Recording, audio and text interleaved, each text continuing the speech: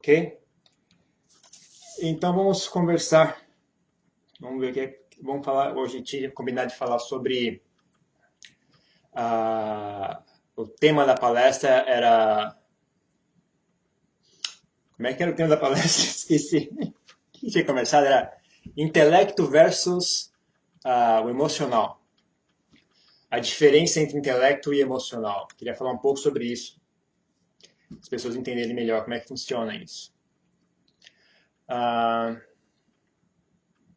Porque basicamente é isso que guia a vida da gente. É isso que guia a nossa vida. O que a gente faz, em geral, tem a ver com o que a gente pensa, com o que a gente sente. E ambos estão relacionados. Né? Os nossos pensamentos geram emoções. E as nossas emoções geram pensamentos. Um grande fator condicionador dos pensamentos são as emoções, o que você sente. Então, um exemplo fácil, o que faz sentido quando você está com raiva, não faz sentido quando passa a raiva. Quando você está com raiva, uma certa linha de pensamento faz sentido. Quando a raiva passou, aquela linha de pensamento não faz mais sentido, perdeu o sentido. Então, as emoções condicionam os pensamentos. Isso é importante entender essas coisas, para as pessoas, porque as pessoas se deixam levar. E os pensamentos, eles são uma ótima ferramenta de condicionar as emoções também. Então, uma das formas de purificar as suas emoções é saber pensar de maneira correta. Saber pensar direito.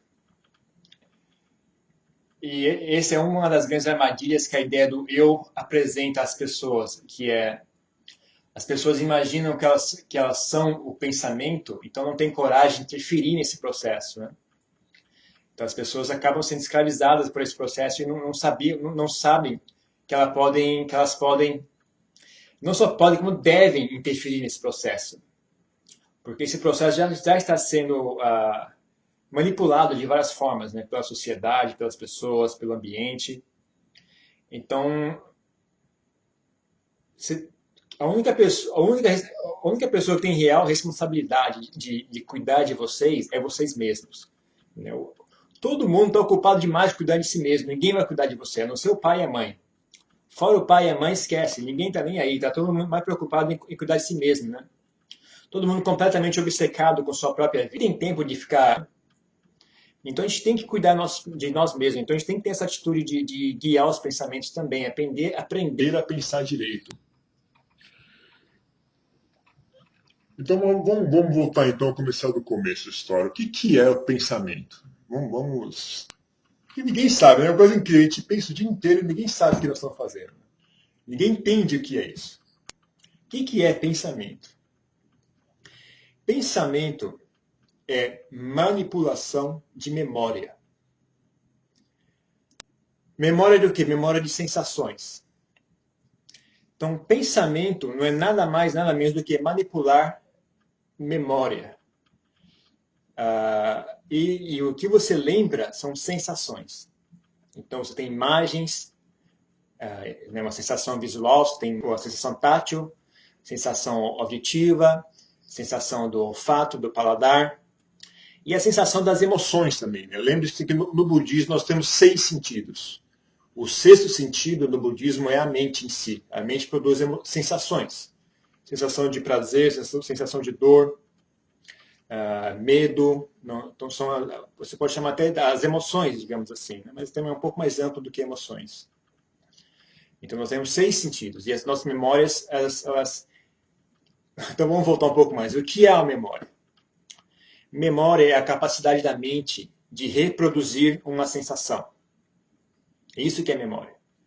Então, a mente é capaz de imitar uma sensação. Inclusive uma sensação visual, por exemplo. Né? Então você consegue fechar os olhos e ver algo. Você pode lembrar o rosto de alguém que você conhece, lembrar a sua casa. Né? Você consegue fechar os olhos e ver a sua casa. Então a mente produz imagens, produz sons. Você consegue lembrar de uma música, né? Você lembra a música, você consegue ouvir a música efetivamente você ouve a música na sua memória, na sua mente. Então isso é memória. E pensamento, então o que é pensamento? Pensamento é você manipular essas memórias. É um jogo de malabares. Né? E como é que você encaixa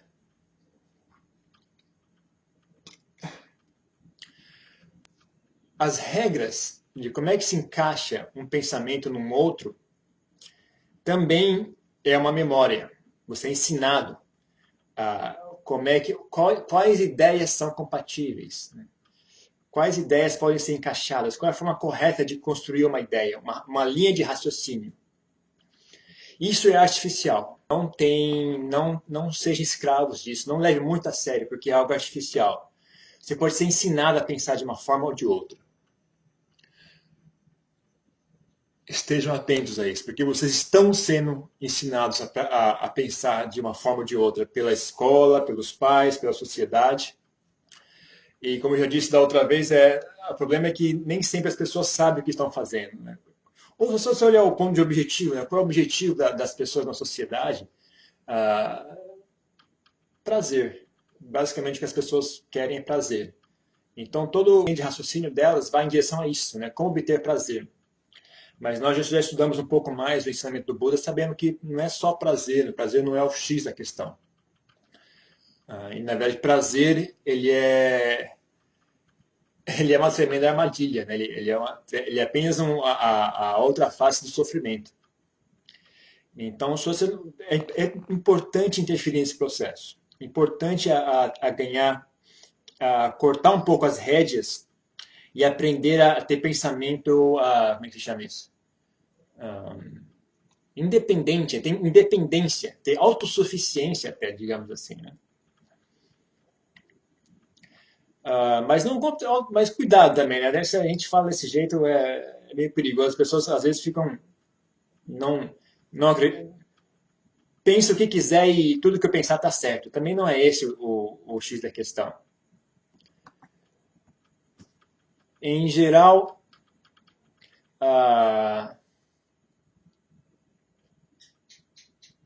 dentro do budismo nós também temos um negócio chamado samadhi.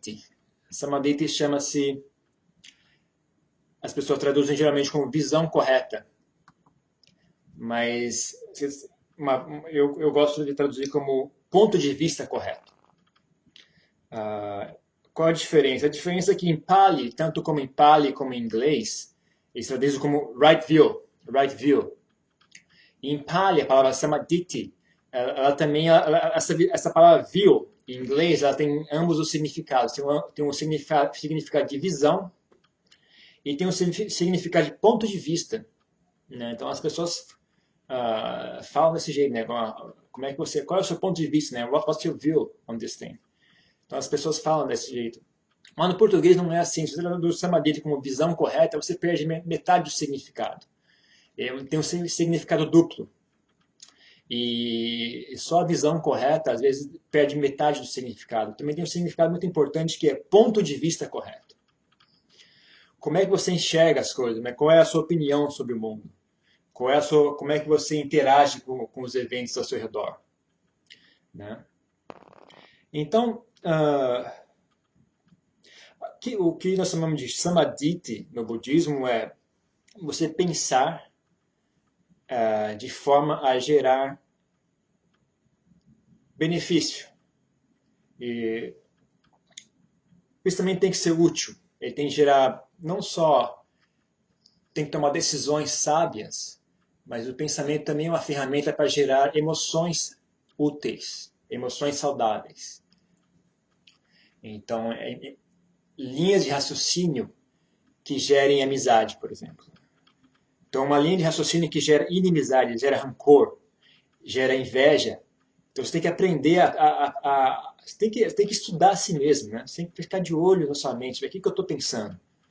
Quando eu penso isso, qual é a consequência? Que emoção surge desse pensamento? Quando eu penso dessa forma, eu fico com o quê? Eu fico com raiva, eu fico com inveja, eu sinto rancor. O que eu sinto quando eu penso dessa forma? E se eu mudar o meu pensamento dessa maneira, o que gera esse pensamento? Isso gera desejo, gera cobiça, que gera, né? Então você tem que manipular, tem que estudar a si mesmo, tem que experimentar mesmo. Tempo livre é importantíssimo para quem quer praticar, quem quer fazer progresso espiritual. Tempo livre. Tempo para sentar em silêncio e olhar para si mesmo, olhar para os pensamentos. O que eu estou pensando agora? Quando eu penso assim, qual é a consequência disso? E se eu mudar esse pensamento dessa forma? Não, experimenta, né? Tem uma atitude de autodidata, uma atitude de interesse.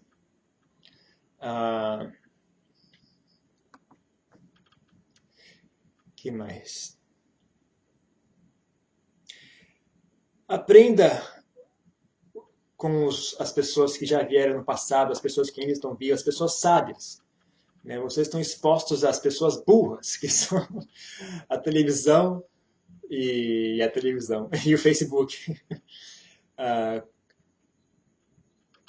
Procure um pouco de alimento saudável para comer também, né? O Buda falava assim, né? Falava que tem a comida mental, né? A Ajahn Chah falava, né? Comida para o coração, né? Então, adquira novos pensamentos, né? Ouça as palavras de pessoas sábias, leiam, né? Procurem ler, procurem ouvir, procurem conversar com pessoas interessantes, pessoas inteligentes. E aprendam como é que eles pensam, como é que eles raciocinam, né? Aprendam, expandam suas possibilidades. Então, o que a gente chama de samadhi são o ponto de vista, né? As linhas de raciocínio que guiam a mente em direção ao Dharma, à libertação. Então, basicamente, assim, eu diria são o que é amizade, bem-querer, né? Então, a amizade, bem-querer, você subfurca em 1 milhão de diferentes coisas, como compaixão, como perdoar, como ajudar uns aos outros, e várias, na vida real acaba se expressando de várias formas, né? Mas resumindo, eu diria que é bem-querer, minha forma de resumir esse assunto. Eu coloco todos esses itens sob o item bem-querer, né? Compaixão, mesmo a amizade, amor, ajudar uns aos outros, caridade, etc, etc, etc. Perdoar, todas essas coisas. Então seria bem querer, pensamento que leva a renunciar aos prazeres sensuais e a buscar os prazeres como é que eu vou chamar isso? Os prazeres da sabedoria, digamos assim, os prazeres do Dharma. Vamos. Os prazeres do Dharma, os prazeres os prazeres de uma mente saudável. Linha de raciocínio, linhas de pensamento, formas de pensar que empurram a mente em direção a melhorar de nível, digamos assim.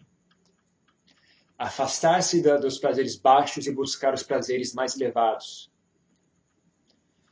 Então, prazeres que purificam a mente, não prazeres que sujam a mente. Prazeres que fazem que nós ficamos melhores, que nós melhoremos como seres humanos. Prazeres que nos aproximam da possibilidade do Nibbana, né? Da iluminação.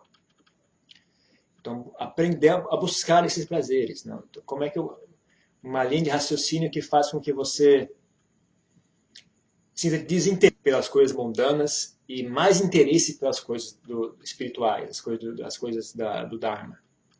Né? Então, refletir dessa forma também, interessante. Aprender a refletir dessa forma. E aprender a refletir dessa forma não é tão fácil quando vocês pensam, porque não tem exemplos. Né? Como eu disse, uma das grandes fontes de linha de raciocínio que nós temos são os exemplos das pessoas. Nós não temos esses exemplos. Né? Então, por isso que eu estou pensando em fazer esse esforço em traduzir biografias, né, dos grandes mestres, para a gente poder ter um pouco mais de acesso, né, para poder ver exemplos, né, de como é que as pessoas fazem. Então, basicamente é isso o pensamento. Como é que ele funciona? E de que forma qual é o objetivo dentro do caminho, qual é o local, qual é a função do pensamento. Então ele serve tanto para tomar decisões, mas ele também serve para alimentar a nossa mente com emoções saudáveis, com emoções úteis. Certo? Agora tem uma pegadinha aqui na história do pensamento que é uma coisa interessante, que as pessoas não sabem disso. Eu também não sabia disso. Eu só fiquei sabendo depois que eu virei monge.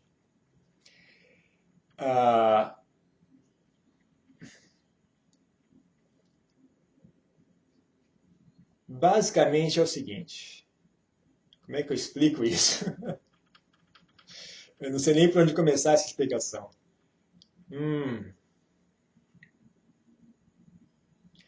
Supondo que seu pensamento seja correto, você pense bem, você já purificou as suas opiniões, você já melhorou o seu modo de pensar, você já harmonizou as suas ideias com o caminho do Dharma.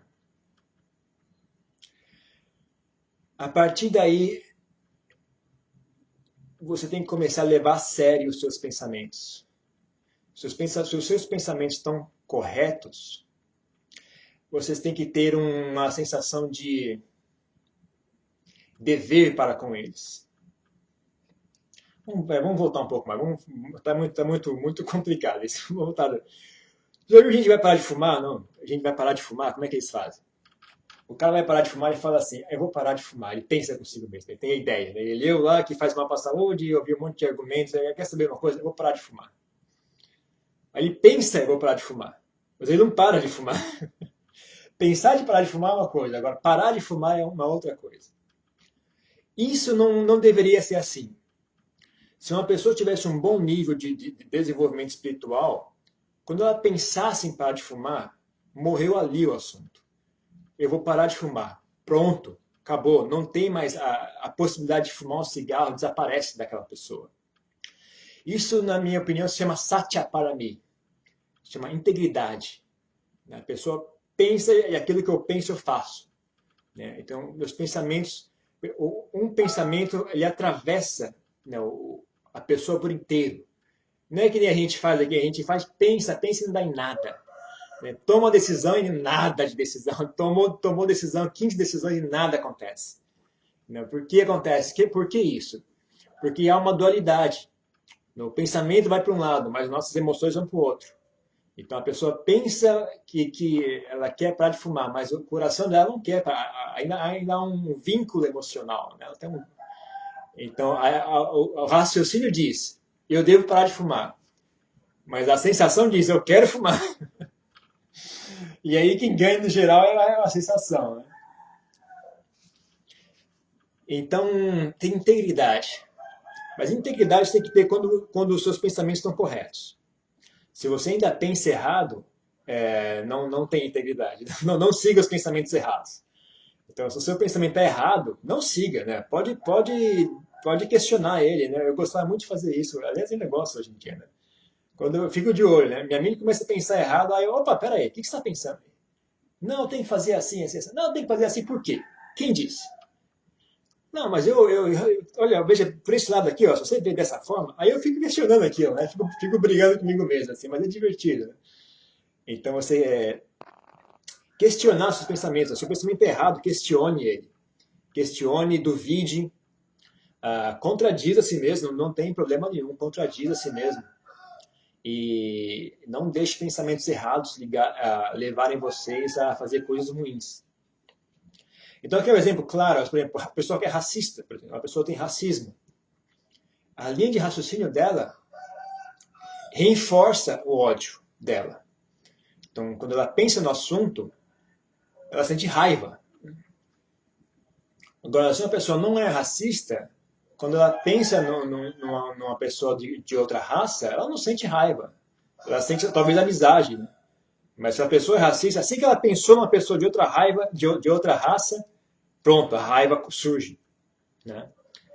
Então, não seja muito, como é que chama?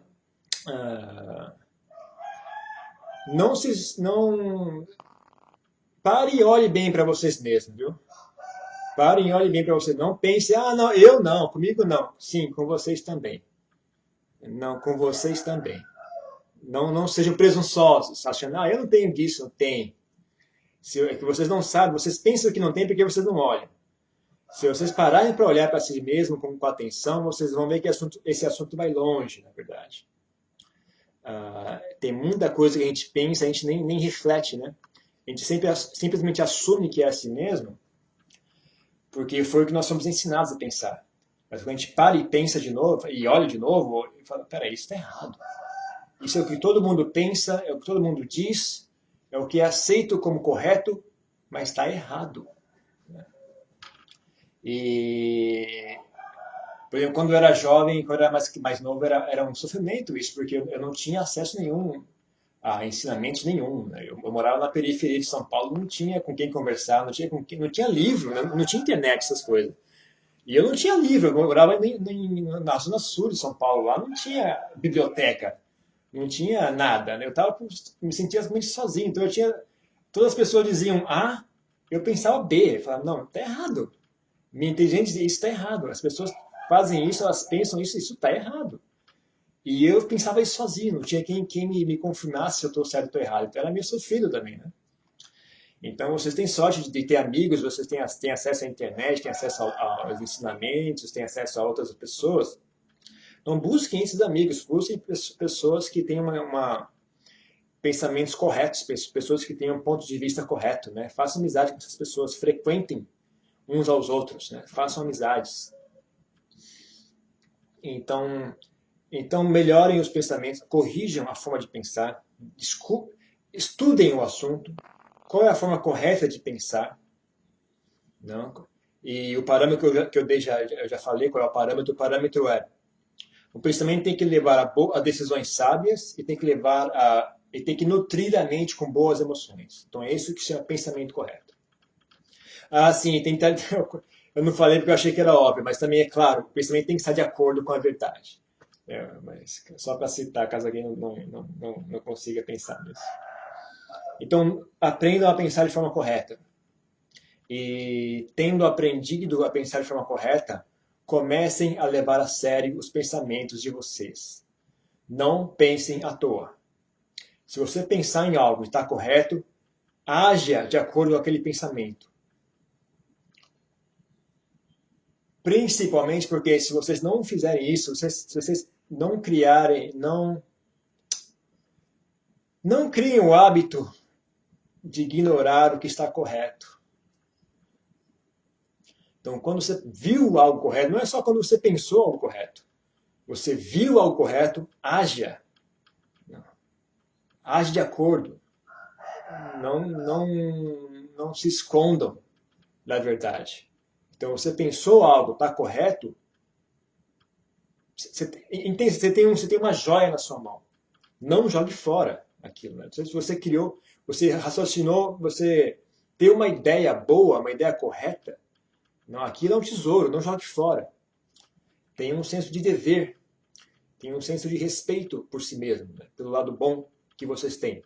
Então, quando o lado bom de vocês chegar a uma conclusão correta, respeite aquilo, tenha apreço pela bondade de vocês. Porque nós somos hábitos, nós não somos pessoas, nós somos apenas hábitos mentais. Se vocês não derem valor a esses hábitos mentais, eles desaparecem, eles morrem. É assim que a gente nutre a nossa mente. Então, é como alimentar a si mesmo. Né? Você tem que alimentar Quando você come, você escolhe aquilo que alimenta o seu corpo, não aquilo que intoxica. Né? Então nós estamos alimentando algo, então tem que escolher, tem que ingerir bons alimentos. O que mais nós podemos falar? Sete para mim. Intelecto. Então nós estamos falando aqui tudo no aspecto bem superficial do intelecto, na verdade. Né? Nós estamos falando do aspecto cerebral ainda. Né? As ideias isso é uma coisa bem grosseira. Né? As ideias que se expressam na forma de frases.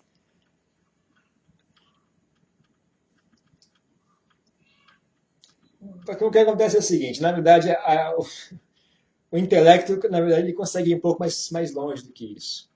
A gente não pensa apenas com o cérebro. E isso é um dos maiores problemas que eu enxergo hoje em dia nas pessoas, é que elas vivem só na superfície, elas existem só no cérebro e no corpo. Pô, o cérebro faz parte do corpo, né? Então, os seres humanos hoje em dia são esse corpo que eles possuem, né? Então, elas pensam, mas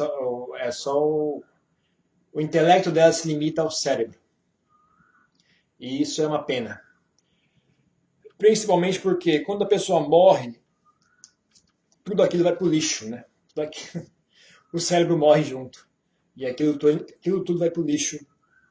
Então é importante saber internalizar a inteligência. Para saber internalizar a inteligência, não tem segredo. É treinar. Treinar como fazer isso. E o treinamento é muito simples, na verdade. É só você parar de pensar.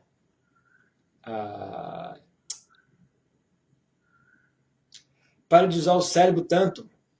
Faça mais silêncio na sua mente. Mas não deixe de agir. Não é fazer silêncio e falar, então eu tenho que ficar meditando o tempo inteiro. Em silêncio, em sentado em meditação. Não. Aprenda a agir sem usar o cérebro. Aprenda. Você sabe fazer isso, gente. Você dirige automóvel, vocês pensam em tudo que você está fazendo no automóvel. Agora eu vou virar à direita, agora eu vou pisar no freio. Vocês não fazem isso. Você consegue pisar no freio sem a frase surgir na mente, né? Agora é melhor eu pisar no freio. Se eu não pisar no freio, eu vou bater. Não tem isso, né? Assim que você vê, você já pisa no freio. Então a inteligência está ali. Vocês conhecem isso, gente. Vocês já fazem isso. Agora, expandam isso um pouco mais. Né? Expandam isso um pouco mais. Procurem passar o máximo de tempo possível com a mente em silêncio, mas continuando agindo. Agindo no dia a dia, né? Indo para a escola, indo pegando ônibus, mas a mente em silêncio. Né? A mente equânime, em silêncio. Isso é um exercício excelente. Né? Você vai aprender, isso vai alimentar essa parte mais sutil do intelecto. Essa sabedoria mais internalizada, assim, mais sutil, está bem ali dentro mesmo.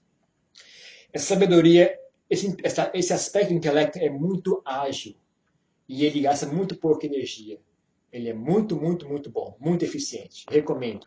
Nota 10. Nota 10. Ele é excelente, ele não cria atrito, ele funciona bem, ele gasta pouco, ele não faz barulho e ele é muito útil na prática da meditação também. E é muito útil em guiar a mente, por exemplo, quando a gente vai praticar a meditação em si, esse aspecto do intelecto consegue se transformar em samadhi. O intelecto mais superficial, o intelecto, digamos assim, como é que vamos chamar esse intelecto?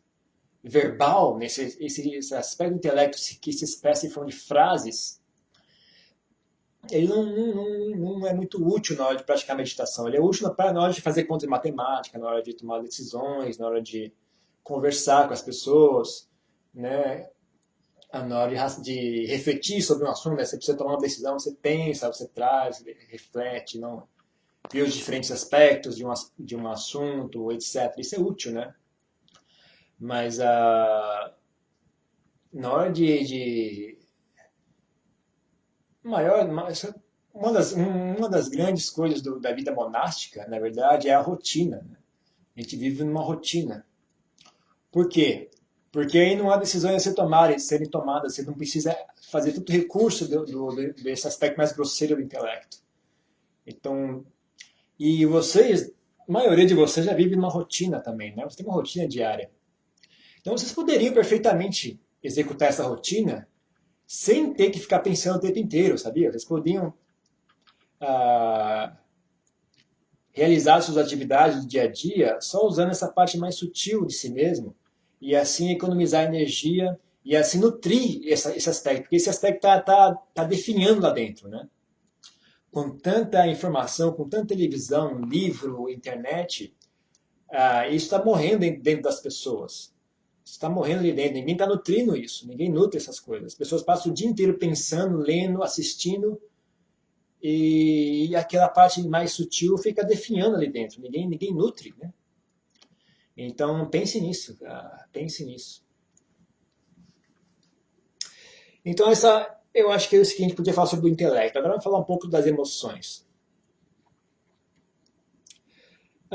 Emoções mesmo, na verdade, só existem três. Existem eu gosto, eu não sei. São três emoções.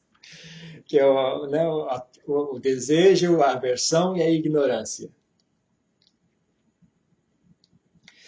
Mas existem, o que nos interessa aqui nessa parte mais inicial é que o que vocês chamam de... A pessoa que inventou esse termo, na verdade, parece que ela é um estudante do budismo, né? Mas é um termo que já está famoso, chama como é que fala em português? Inteligência emocional. Inteligência emocional. O que é inteligência emocional? Não sei porque não li o livro, mas eu lembro que estava uma onda quando eu trabalhava, né? Eu trabalhava num banco, né? E estava uma onda, esse negócio, todo mundo com esse livro aí da inteligência emocional. Eu nunca li o diabo do livro. Mas minha opinião do que é inteligência emocional. Inteligência emocional é como você reage às situações que você encontra, emocionalmente falando. Né? Então, voltando ao exemplo do racista, né? Ele vê um negro, ele reage com raiva. Imediatamente, ele não tem razão alguma. Por quê? Porque ele é negro, só isso. Que mais? Qual outra razão você quer? Então, isso é um hábito emocional. É uma reação emocional. Então, nós precisamos desenvolver reações, hábitos emocionais saudáveis. Hábitos emocionais saudáveis não é apenas... aí a coisa começa a ficar mais desafiadora. Porque não é apenas assim, criar o hábito da amizade, por exemplo, eu dei exemplo do racista, por exemplo. Você criar o hábito de enxergar outro ser humano e sentir amizade, sentir bem-querer. Não importa quão ruim aquela pessoa seja, saber enxergar aquela pessoa de forma que gere no mínimo, equanimidade, mas de preferência bem-querer. Mas que não gere raiva em hipótese alguma. Começa a ficar difícil, né? Não é tão fácil, mas não é impossível. E aí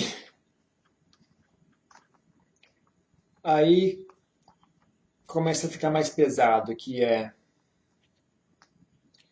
mesmo em situações dificílimas, manter a mente estável, não ser vítima do medo, não ser vítima da raiva e não ser vítima do desejo, da cobiça.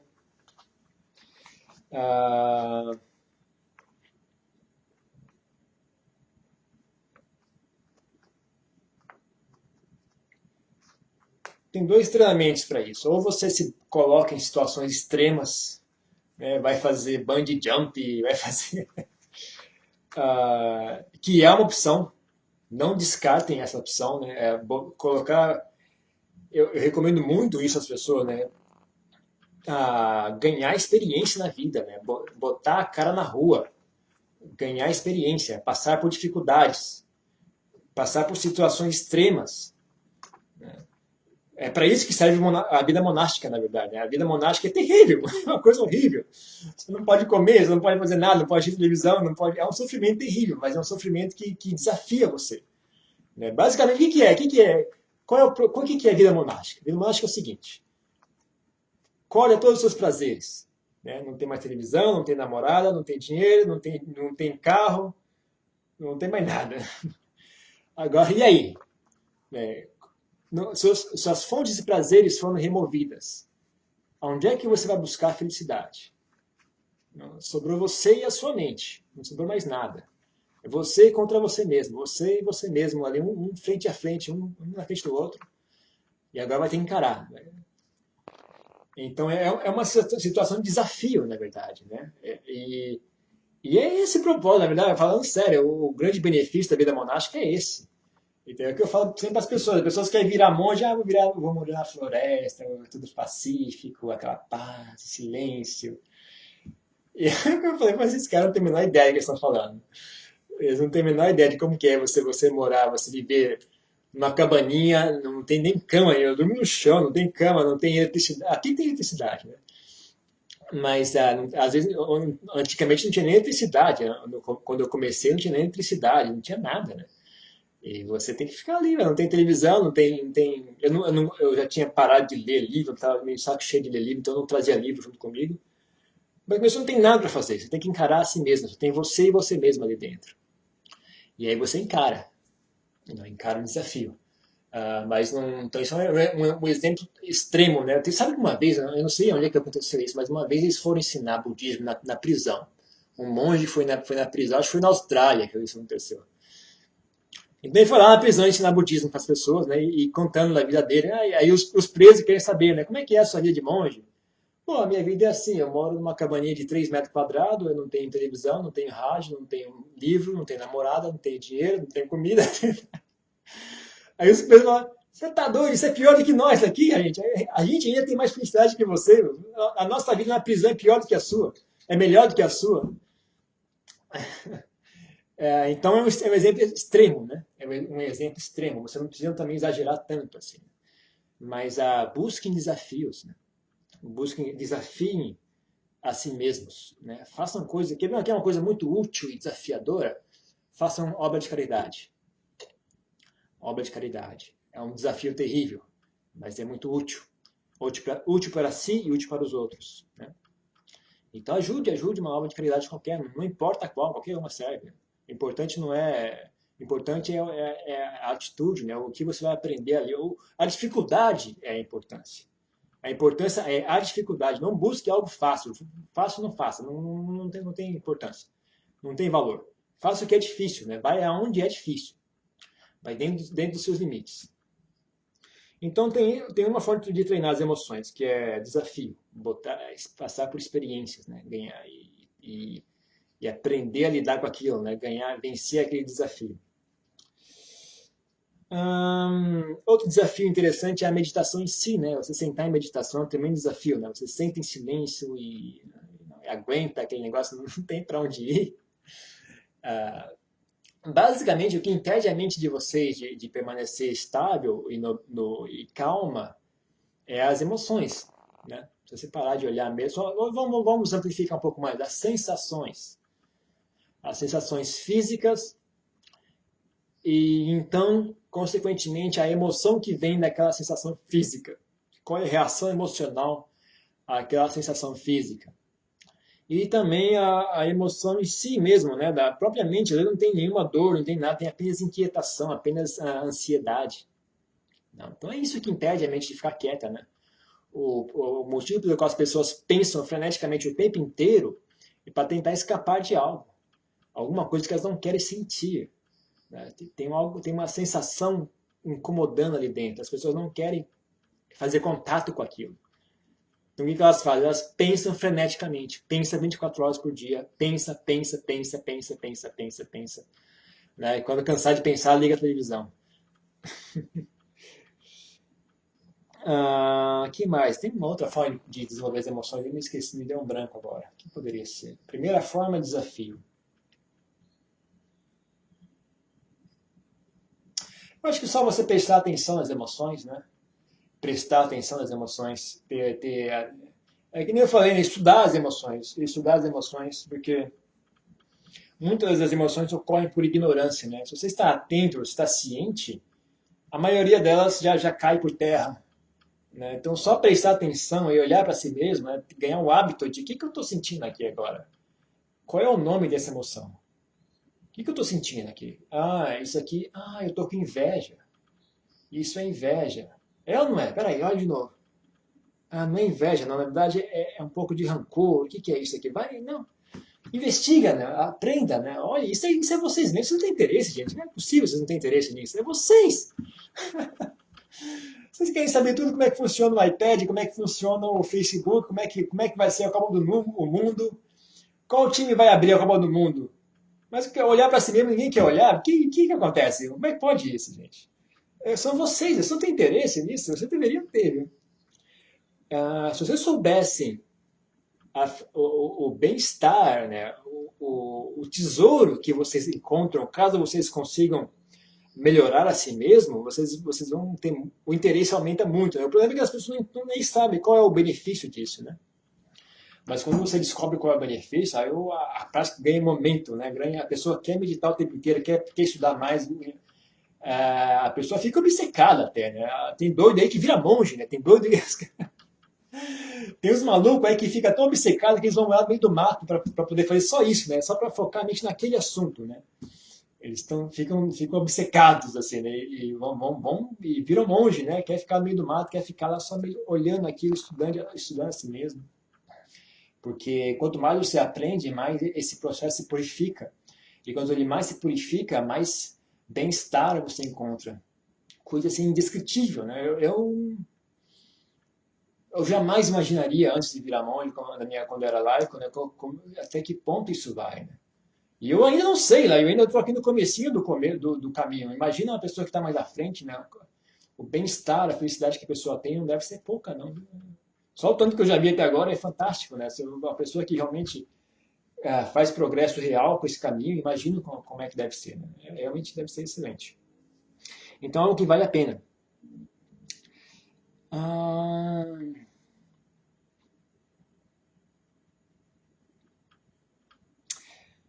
Lembrei, a outra forma de treinar as emoções é efetivamente criar emoções. Efetivamente criar emoções pode ser feito de duas formas. Tá? Primeiro, nós já falamos que é utilizar o pensamento. O pensamento cria emoções. Então, vocês podem treinar, né? Você pode sentar e treinar, assim, a pensar de forma a criar uma emoção X. Então, por exemplo, você está com preguiça. Aliás, preguiça é um péssimo exemplo.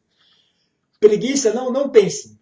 Preguiça é imbatível. Quando você tenta pensar, porque preguiça é a mestra de todas as justificativas. Preguiça é incrível, não tem como vencer. Eu desisti de tentar vencer a preguiça através de pensamento. Preguiça, a melhor coisa para vencer a preguiça, tem que usar um pouco o segundo método, eu vou explicar mais tarde. Mas outros pensamentos, outras emoções que são menos ardilosas, né, você pode usar o pensamento. Né? Então, apenas refletir de forma a gerar uma emoção X. Por exemplo, a emoção da coragem, por exemplo. Coragem é uma boa, né? Você tem muito medo, está com medo, já, peraí, pensa de uma forma a criar coragem, né? Por exemplo, você está com medo, você quer fazer algo, você não tem coragem, né? Será que eu vou conseguir? Será que eu não vou conseguir?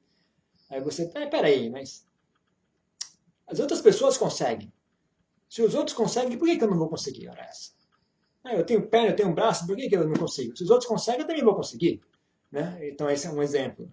Ou então você pensa, bom, mas e daí se eu não conseguir? Pelo menos eu tentei, ué. Qual o problema? Eu tenho que tentar, não é? Se eu não tentar, como é que eu vou fazer? Como é que eu vou aprender? Não? Então, esse tipo de exemplo, né, gente? Estou falando, estou dando exemplos. Então, desenvolver uma linha de raciocínio que gera coragem. Então, esse é um exemplo.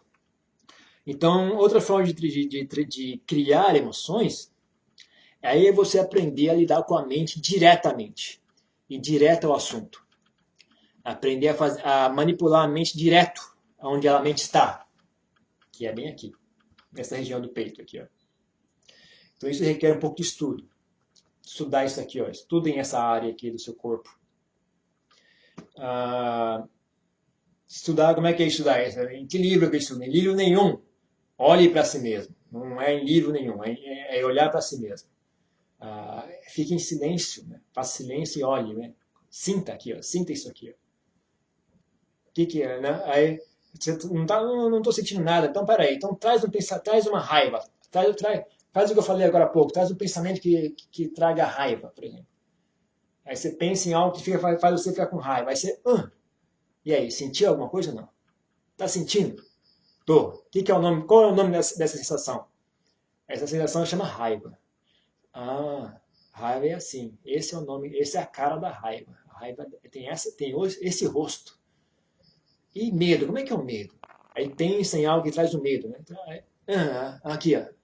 Isso é o medo. Medo é essa sensação do medo. Legal. E como é que é a amizade? Como é que é a sensação do bem-querer? Estudem. Não, estudem. Criem intimidade com o assunto. Criem intimidade com o assunto. E então, tendo criado intimidade com o assunto, comecem a ir direto ao assunto. Né? Quando for necessário sentir coragem, não, traz logo a coragem logo de vez, assim, não, traz de dentro de si, né? Não precisa mais pensar, não, tem que se pensar é um artifício, mas não é o mais excelente.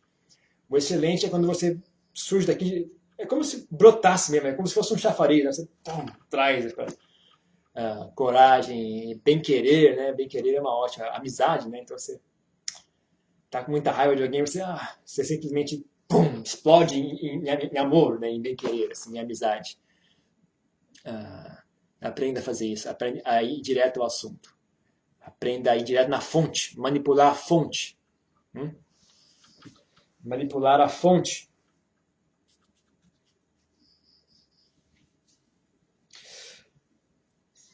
Não seja escravo das emoções.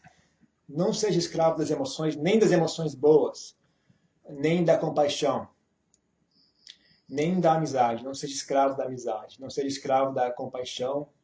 Não seja escravo da raiva. Não seja escravo do medo, nem da coragem. O ponto de equilíbrio é o intelecto. O intelecto e as emoções precisam se equilibrar. Não sejam apenas um computador, um ser frio e racional, porque é mentira. Vocês têm emoções. As emoções, de fato, elas condicionam os pensamentos. Então, os cientistas, eles são levados pelas emoções. Eles não admitem, não estão cientes disso. Mas, na verdade, a linha de raciocínio deles é tingida por emoções. Todo ser humano é assim. Não tem ninguém que seja uma máquina de pensar, não sei as máquinas em si, a não ser os próprios computadores. Mas mesmo os próprios computadores, eles raciocinam programado por pessoas que tinham emoções. Então não tem ilusões a esse respeito. Ambos precisam se equalizar. Não sei se precisam se equalizar, mas ambos precisam estar presentes. Só entregar-se às emoções não é excelente, não é muito bom, não. Só entregar-se aos raciocínios também não é muito bom. Ambos têm que andar de mãos dadas, né? Qual é a proporção de cada? Não é relativo a cada um. Não tem gente que é mais emocional, tem gente que é mais racional. Mas ambos têm que estar presentes.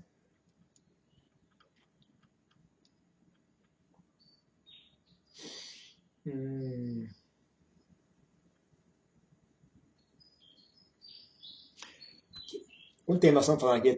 Agora são... Vamos fazer perguntas? Não, gente, eu acho que está demais já. Estou aqui falando há quanto tempo? Eu nem sei mais. Que horas a gente começou hoje? Já faz mais de uma hora ou não? Então eu vou fazer o seguinte.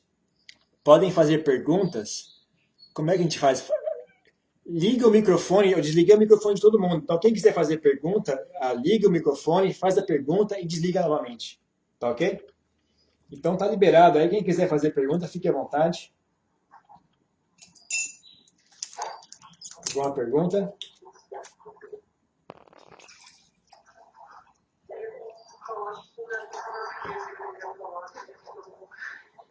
A gente está perguntando aqui em São Paulo, a gente está com umas 30 pessoas aqui na sala hoje. Eles estão espalhados aqui, né? E como é que você chama? O Eduardo, ele está perguntando sobre a questão da preguiça. Ficou preguiçosa um pouco a resposta. Ok. Eu vou desligar o microfone de vocês aqui. Como é que desliga esse negócio? Ok, já desliguei. Preguiça. Eu não sei explicar, eu vou contar a minha história. Em vez de explicar como é que resolve a preguiça, eu vou contar a minha história. Como é que eu lidei com a preguiça? Ih, rapaz, tem um monte de formiga na minha água aqui. Ia beber água, mas tá cheio de formiga. Desculpa, vou beber na garrafa, porque meu copo tá cheio de formiga, tá? Desculpa.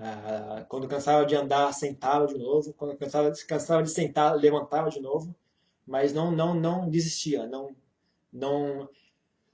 Você tem que aprender a lidar com. É uma sensação, né? A preguiça é uma sensação. Então, o primeiro passo mesmo é fazer contato com aquela sensação, né? Sentir, né? E aí, quem que eu falo? Agora eu acabei de explicar, né? O que é a preguiça? Como é que é a sensação de preguiça, né? Identifica, né? Senta aí, sente, né? Como é que a preguiça se instala, né, no meu corpo, né? Como é que eu sinto a preguiça? E quando eu sinto preguiça, quais são as linhas de raciocínio que são geradas pela preguiça, né? Que são amigas da preguiça, né? Eles trabalham junto, como eu falei, as emoções e o intelecto trabalham junto, né? Então, quando eu tenho preguiça, o que é que faz sentido? Quando eu tenho preguiça, deitar faz sentido. Descansar faz sentido. Relaxar faz sentido. Então você tem que aprender a desconfiar dos seus pensamentos, né? Você ser ciente, ó. Eu estou com preguiça. Meus pensamentos não são confiáveis. Eu estou com raiva. Meus pensamentos não são confiáveis. Eu estou com desejo. Meus pensamentos não são confiáveis. Não confie. Não. Duvide de si mesmo. Sempre que tiver alguma emoção ali ruim, duvide de si mesmo. Então, para vencer a preguiça, o segredo é não conversar com a preguiça e aprender a vencer. A preguiça oprime. O motivo pelo qual as pessoas são vítimas da preguiça é porque ela oprime, é doloroso. Se você olhar, na verdade, ela dói, né? Ela oprime, dá uma sensação de opressão assim, né, no coração. Né? Tem que aprender primeiro, a aguentar essa sensação e a vencer em seguida. Né? Primeiro você aguenta, primeiro faz contato com essa sensação, não foge. Né? Não foge. E depois que não fugir, aprenda a atropelar, né? Passar em cima mesmo, né? Atravessar aquela sensação. É aí que eu falei, é uma coisa que vem de dentro mesmo, né? É uma coisa que surge de dentro da gente, né? Dentro do coração aqui, né? Não tem como explicar. Essa parte não tem como explicar. Mas a minha dica é essa, né? A primeira coisa, aprenda, olhe bem para a cara da preguiça, veja qual é a sensação da preguiça, aprenda a aguentar aquela sensação sem reagir, sem fugir, e depois aprenda a vencer aquela sensação. E fique atento ao fato de que os seus pensamentos vão estar corrompidos. Não confie nos seus pensamentos. E essa expressão vale para tudo. Vale para a raiva, vale para o medo, vale para a cobiça, o desejo, né? Vale para qualquer outra forma, objeto mental.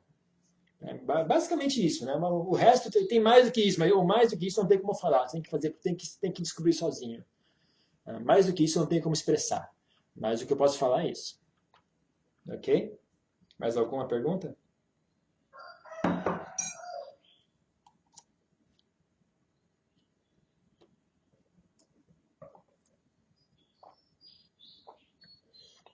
Pessoal em Campo Grande tem alguma pergunta ou não?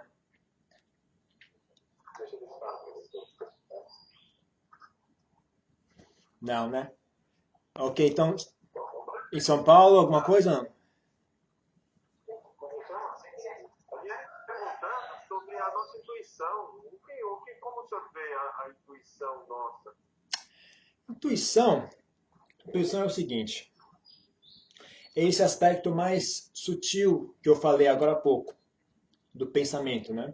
É uma forma de intelecto, mas é uma forma de intelecto que não é cerebral. A intuição não tem muito a ver com o cérebro. Ela é um pouco mais sutil do que o cérebro.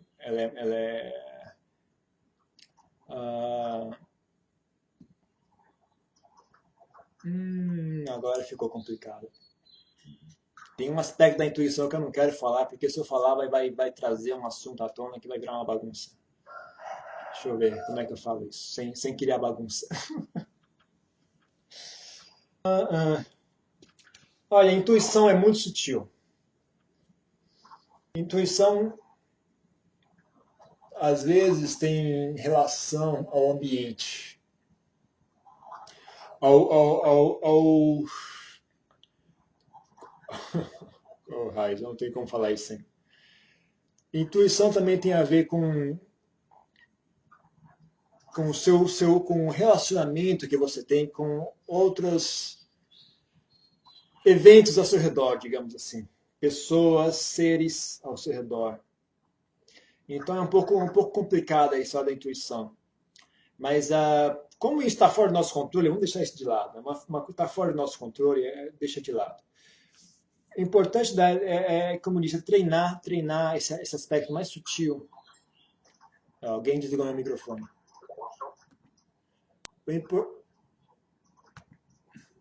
O importante é treinar esse aspecto mais sutil da mente. Meu microfone está sendo desligado.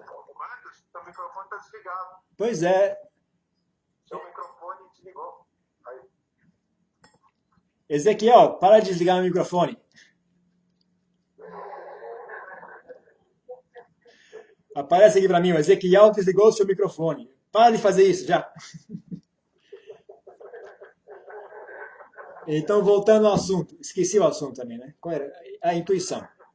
Então, a intuição é um aspecto... Aí, desligou de novo.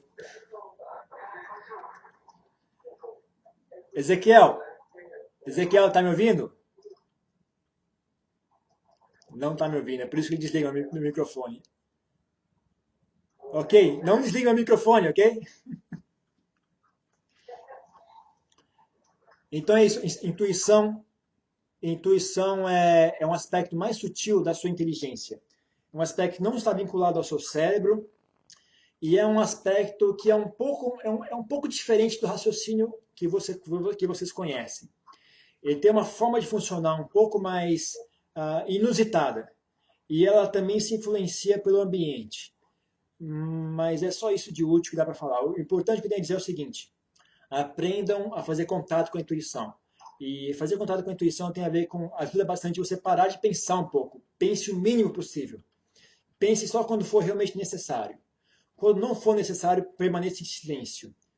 E dessa forma você vai treinar e desenvolver a intuição. Ok? Tem uma pessoa levantando a mão aqui. Você quer fazer pergunta?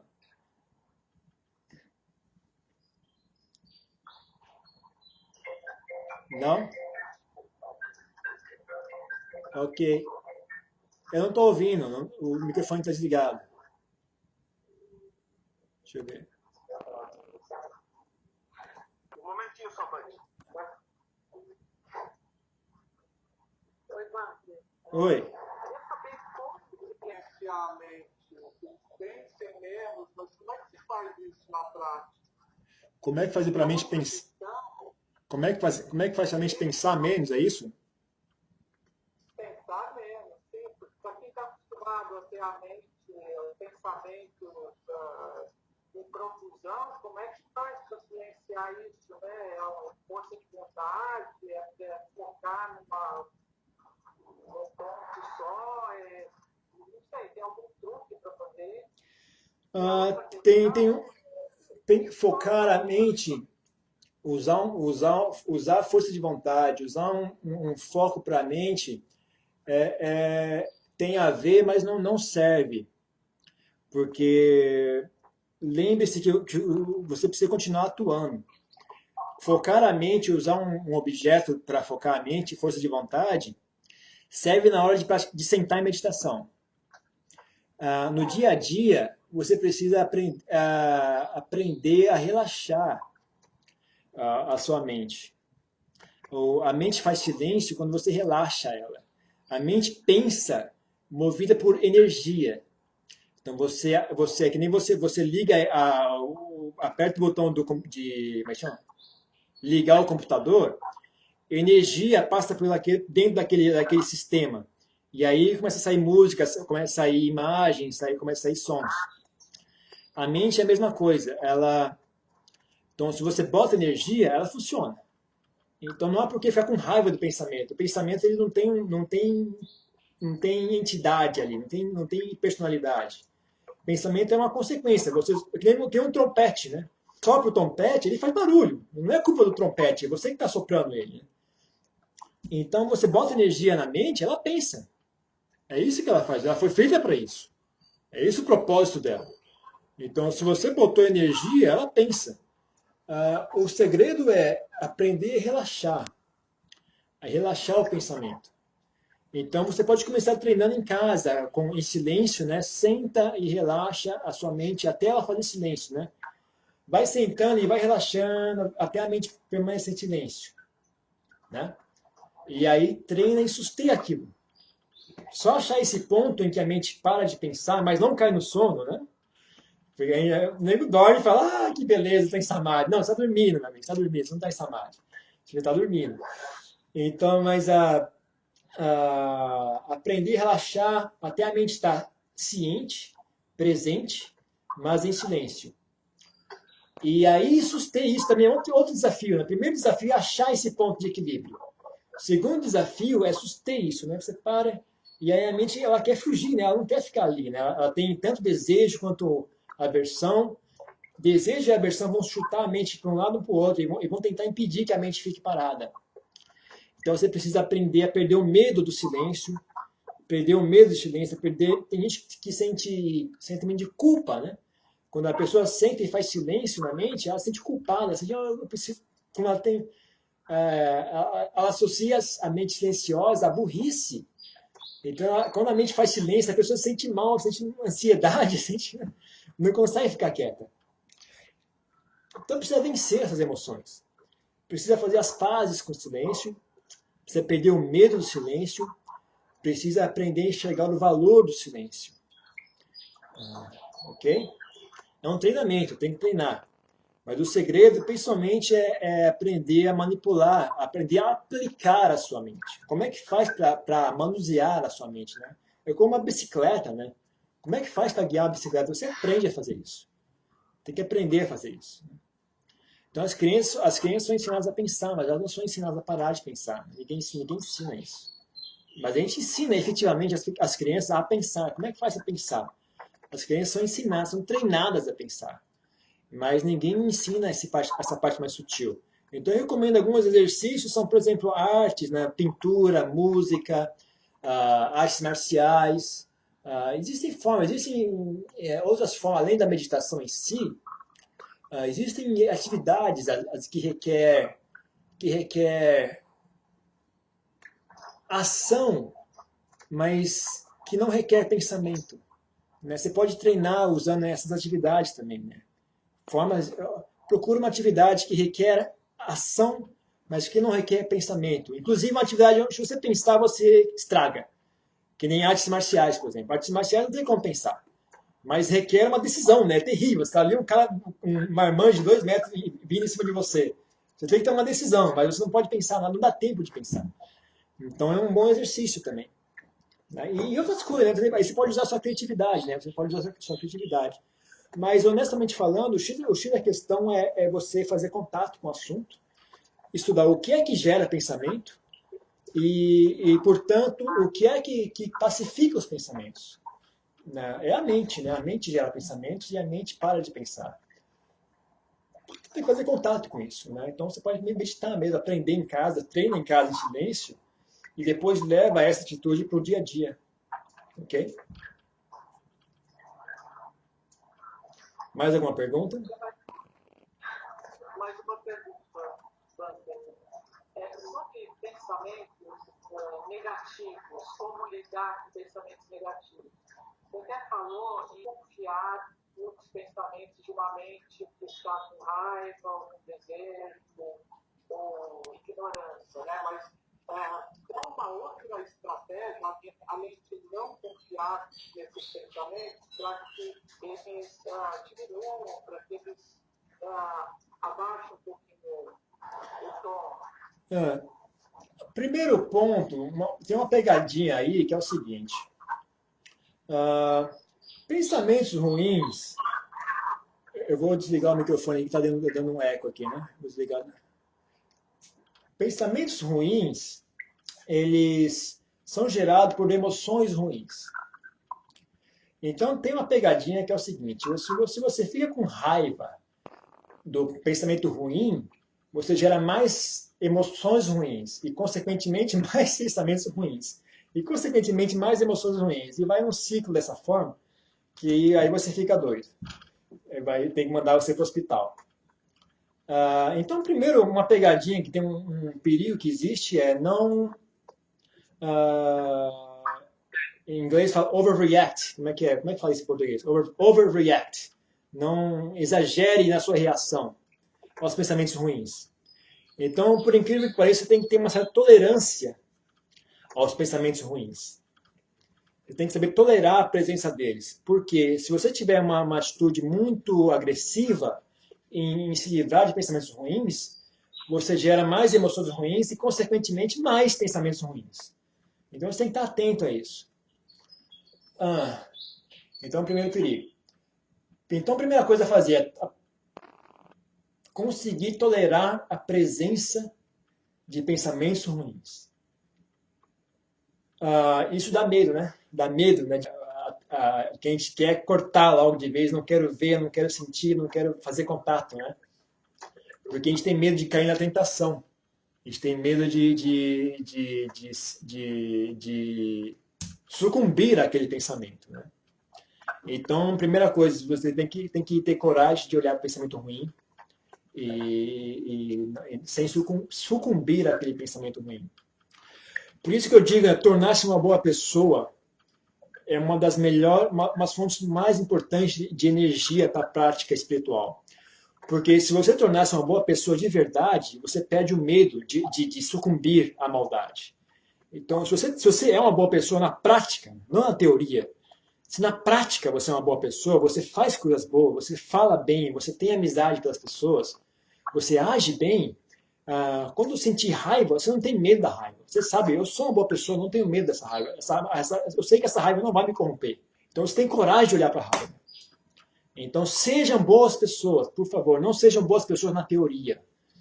Sejam de verdade. Né? Então,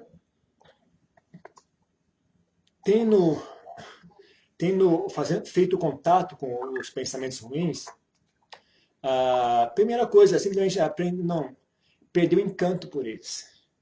É isso o X da questão. Na verdade, se você não tem encanto por eles, se você enxerga aquilo como ruim, você sabe, está ciente que aquilo é ruim, aquilo não tem energia para funcionar. Né? Então, você não precisa necessariamente reprimir o pensamento. Basta você estar ciente, isso é um pensamento ruim. Só isso. Essa atitude vai ter consequências naturais. Eu não preciso ensinar o que é que acontece em seguida. Só isso, faça isso. O próximo passo vem naturalmente. Não esteja ciente do pensamento e esteja ciente de que ele é ruim. Só isso. Daí em diante, algo vai acontecer. Eu não vou falar o que é. Isso vai acontecer naturalmente. Eu não preciso dizer o que é. E repita isso. Porque um pensamento, ele vem, se for um hábito, ele vem várias vezes. E aí você também tem que criar o hábito de retomar isso que eu falei agora. Né?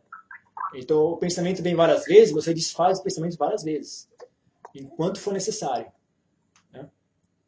Então, tem que ter um pouco de determinação e um pouco de paciência. Tem que ter, como é que chama? Resolução. Tem que ter determinação. Estou resoluto a fazer isso. Então, sempre que um pensamento ruim surgir, eu vou estar ciente e eu vou lembrar que isso é ruim. Só isso. O resto vem naturalmente. Consequentemente, algo vai acontecer. E você faça isso sempre. Habitualmente, até virar um hábito. Quando virar um hábito, depois que virar hábito, o próximo passo fica rápido. No começo você tem que lembrar de fazer, você tem que fazer um esforço, mas após você repete frequentemente, vira um hábito, fica fácil, requer pouco esforço, fica rápido. Depois que fica fácil e rápido e sem esforço, fica automático. Depois que fica automático, fica invisível. Na verdade, não acontece mais. O pensamento ruim já não surge mais. Então é uma coisa que progride, mas começa prestando atenção, começa estando ciente e começa repetindo esse ato, né, de prestar atenção e estar ciente, prestar atenção e estar ciente, até virar um hábito. E vai repetindo, e com o tempo isso se desenvolve naturalmente. Ok? Alguém tem alguma pergunta? O Ezequiel fez um sinal, isso quer dizer, tem pergunta, Ezequiel? Não. Ok. Em São Paulo, deixa eu ligar de novo o microfone de São Paulo. Em São Paulo tem alguma pergunta ou não? O microfone está desligado, hein? Liga o microfone aí, por favor.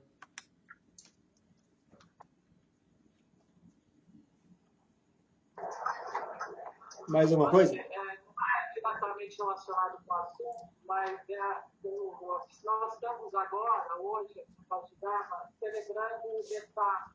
Então, eu gostaria de falar algumas palavras rápidas sobre essa comemoração, sobre o significado disso. Ok.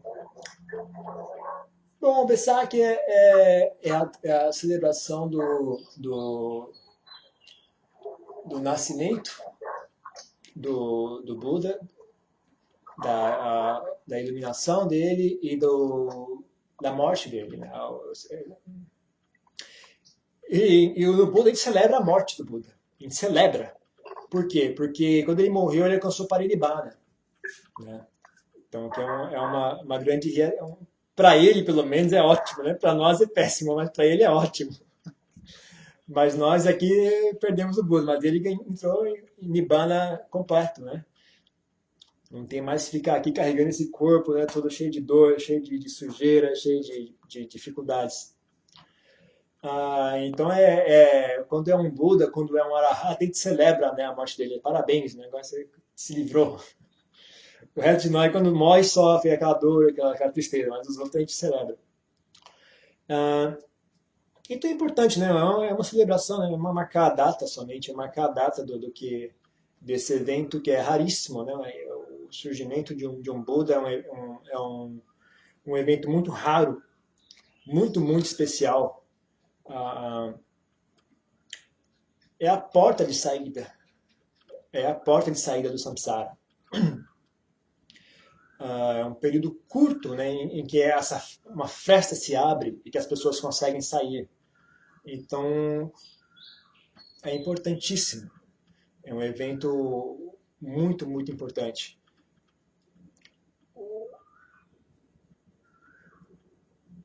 Mas é importante só para quem enxerga, né, o valor disso. Né? É engraçado que o próprio Buda, ele tinha vocês sabiam disso, se você olhar no Sutta Pitaka, ele na verdade ele tinha uma atitude muito, muito fria com relação à situação. Né? Ele falava, tem um Sutta em que ele fala milagres. Quais são os milagres que ocorrem quando um Buda surge? Então, quando um Buda surge, nasce. Né? Quando o Buda nasce, uma grande luz surge no céu. Um grande terremoto ocorre. Grandes milagres ocorrem, né? Mas aí ele vai falando, então esse milagre, esse milagre, esse milagre. E aí tem o último milagre, que é muito interessante. O último milagre que ocorre quando um Buda surge no mundo é que as pessoas, quando o Buda ensina o caminho para abandonar nascimento e morte, quando o Buda ensina o caminho para renunciar à sensualidade, quando o Buda ensina o caminho para a Nibbana, as pessoas que têm deleite em existência, as pessoas que têm deleite em sensualidade, param e prestam atenção nesse ensinamento que é para a renúncia da sensualidade. Renúncia que é transcender a existência. Milagre isso, né? O Buda falava, esse é um milagre. Então o Buda ele tinha uma atitude, eu acho que também tem um pouco de humor, né? É realmente um milagre o fato que as pessoas prestem atenção no que eu digo, né? Realmente raríssimo uma coisa dessa ocorrer, que seres afundados em ignorância, quando ouvem a palavra do Buda, conseguem enxergar algum valor naquilo. É raríssimo. É uma coisa assim muito rara. Então, o surgir de um Buda é raríssimo. E Principalmente você refletir que o Buda só é útil para quem tem interesse, né? Para as pessoas terem interesse, condições para que uma pessoa consiga enxergar o valor daquilo são muito raras, são muito frágeis de conseguir configurar um ser humano de forma que ele enxergue valor no que está sendo dito. Né? Não é à toa que existem outras formas de budismo, né? Que existe o Mahayana, existe o tibetano, que são outras tentativas, né? Ok, vamos tentar de uma outra forma, tentar puxar de um outro lado, tentar trazer, diversificar para ver se alguém mais presta atenção nisso. Né? Alguém mais consegue enxergar o valor disso. Né? Tentar um novo approach, tentar uma nova, não sei, colorir uma nova cor, tentar uma nova cor, ver se alguém acha bonita essa cor. Né? Tentar aumentar a quantidade de gente que presta atenção, que ouve, né? E que leva a sério. Então é importantíssimo isso. Né? Não desperdicem tempo. Né? O ensinamento está presente, o ensinamento está aí. Ainda existe grandes mestres ainda estão vivos, né? Então o ensinamento está vivo, né? O budismo ainda está vivo, e isso não vai durar para sempre. Eles sejam cientes de que isso não dura para sempre. Então usem bem esse tempo, usem bem esse período de tempo. Lembro que no começo da palestra eu falei sobre levar a sério os pensamentos. Quando você tem um pensamento bom, você tem uma sensação de dever para com aquele pensamento. Então, quando você ouve um ensinamento do Buda que esteja correto, tenha a sensação de dever para com aquela verdade que você ouviu. Você ouviu o Buda ensinar algo e aquilo está correto, não finja que não ouviu. Não olhe para o lado. Se é verdade, tenha uma sensação de dever para com a... Existem várias formas de guiar a prática de vocês. Então, vocês podem guiar a prática de vocês, vocês podem guiar o desejo de transcender, desejo da libertação. Também pode guiar a prática de vocês pela verdade. Pela verdade como ponto de referência, como um guia, como um motivo para praticar. Busca pela verdade. Então, existem várias atitudes diferentes. Ninguém é obrigado a seguir só pelo lado da compaixão. Você pode seguir pelo lado da verdade, se quiser. Ou você pode seguir pelo lado do transcender o sofrimento, transcender a existência do samsara. Mas isso é poucas pessoas que enxergam, né, o problema. Quase ninguém, as pessoas gostam do samsara. Acho que é legal. São raríssimas as pessoas que enxergam. Mas existem, gente. Eu posso falar que o meu caso é por esse lado.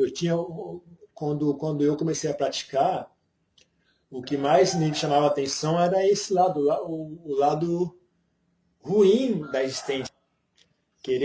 O desejo de conseguir algo melhor do que isso, buscar algo melhor do que isso. E também o lado da verdade, para mim sempre foi muito importante a questão da verdade. Então é o que eu mais recomendo. Mas também a compaixão também é um bom motor para a prática, né? De referência. Então existem várias formas diferentes. Então, resguardem pela verdade. Satya Parami. Satya Parami é um preço pela verdade. Tem honestidade para consigo mesmo, honestidade para com as. Então, aqui, faça menos, mas faça de verdade. Fale menos, mas de verdade. Pense menos, mas pense de verdade. Né? Pense menos, mas pense de verdade. Quando pensar, pense de verdade. Tenha honestidade em pensar. Pense e leve a sério aquilo que você pensou. Faça pouco. Não funde em atividades. Mas as poucas que vocês fizerem, façam de verdade. Quando varrer o chão, varre de verdade. Quando limpar a louça, limpe de verdade. Ser presente ali limpando a louça. Não limpe a louça com escapar para outras. Né? Então é muito para falar. Já estamos falando aqui há quantas horas também. Nosso conversar basicamente é isso. Né? É algo importante. É algo importante. Lembre-se, né? Reflitam sobre o Buda, reflitam sobre o Dharma, reflitam sobre a Sangha, e olhem para si mesmo e reflitam sobre si mesmo. Né? Ok? Mais alguma pergunta, alguma coisa?